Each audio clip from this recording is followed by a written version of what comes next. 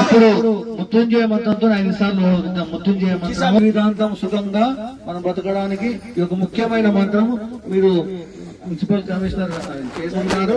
ఇప్పుడు 5 సార్లు మీరు భార్య ఇద్దరు కలిసి మీరు ఆయన ఏం చేస్తుంటారో మీరు పొడేయండి. అప్పుడేయండి. ఓం త్రయంబకం యజామహే సుగంధిం పుష్టివర్ధనం